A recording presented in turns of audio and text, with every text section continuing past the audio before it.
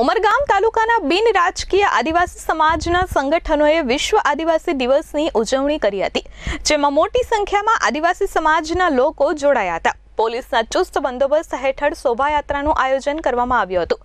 આદિવાસી સંસ્કૃતિ મુજબ આદિવાસી સમાજના ભગવાન સમાન બિરસા મુંડાની પ્રતિમા અને આની સાથે જય આદિવાસીના નારા સાથે વિધિવત પૂજા અર્ચના કરવામાં આવી હતી। વર્ષ 1993 યુનાઇટેડ નેશન્સે 9 ઓગસ્ટને વિશ્વ આદિવાસી દિવસ તરીકે જાહેર કર્યો હતો। ડિસેમ્બર 1994 પ્રથમ વખત સંયુક્ત રાષ્ટ્ર મહાસભાએ વિશ્વ આદિવાસી દિવસ ઉજવવાની જાહેરાત કરી હતી। આદિવાસી સમાજના અધિકારોનું જતન અને રક્ષણ કરવાનો ઉદ્દેશ્ય વિશ્વ આદિવાસી દિવસ તરીકે રહ્યો છે, જેમાં જળ, જંગલ, જમીન અને પ્રકૃતિનો સમાવેશ થાય છે।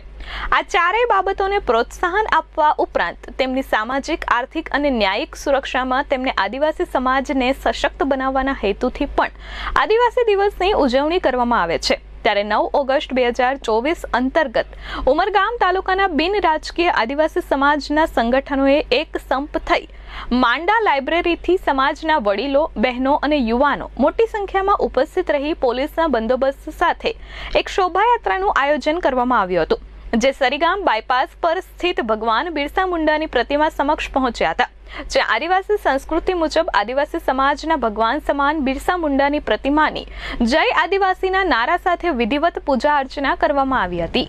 આદિવાસી પોતાને સમજતોય નથી, આવી ગંભીર પરિસ્થિતિ, કેમ કે આ આદિવાસી એટલે અમે અહીંયાના મૂળ રહેવાસી છે, અમે અહીંયા નાગરિક નથી, અહીંયાનું મૂળ અમારે છે, પેઢી દર પેઢી અમારી આવી ગઈ।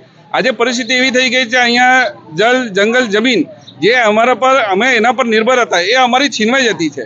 બહારના લોકો વાડી ઘડી આવીને વિસ્થાપિત થવાના કારણે અમારા હકો છીનવાય છે। અમારા કાયદા જે સરકારના સંવિધાનમાં 5મી ને 6ઠ્ઠી અનુસૂચિના ને પૈસા એકના રૂપે જે અમને આપ્યા છે એની તદ્દન ઝીરો, એકદમ ઝીરો ઉપર શૂન્યતા પર એની કાર્યવાહી છે। કોઈ અરજી ઉપર આ કાર્યવાહી નથી થતી, કંઈ નથી થતી ને ધીરે ધીરે જ્યારે રોજગારીની વાત આવે તો 2000 ઉપર ફેક્ટરી છે, હજુ મારો 80% જે સમાજ છે એ કોન્ટ્રાક્ટ બેસિસ પર જ કામ કરે છે। હજુ પણ એક માણસને વેતન 8000નું જે 8 કલાકની જે નોકરી છે એ 10,000 ઉપર કે 12,000 ઉપર પગાર નથી મળતું ને એના રૂપે અમને શું મળે છે?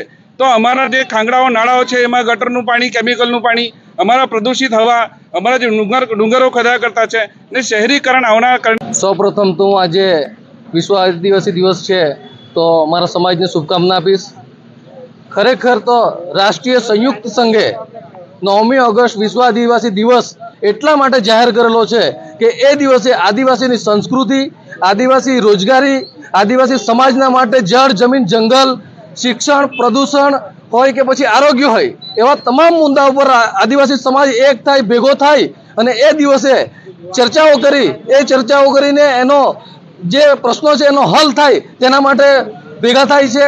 તો ખરેખર આજે તમે જે સવાલ પૂછ્યો છે તેના માટે હું જવાબ આપીશ કે ઉમરગામ તાલુકામાં પ્રદૂષણ એટલા મોટા પાયા પર વધી ગયું છે, કરજ ગામમાં લાલ પાણી જે નીકળે છે તે મુદ્દા પર હું કહીશ કે ખરેખર તો જે અહીંયાના ધારાસભ્ય છે રમણલાલ પાટકરે ખરેખર અમને કરજ ગામ સાથે અમારા લોકોને લાલ કરી દીધા છે। તો અમે જ્યારે ભેગા થયા છે તો અમારા આ પ્રશ્નો સદંતર રહેશે। આજના ભાગલા વિશે ખરેખર તો કોઈ ભાગલા પડ્યા નથી।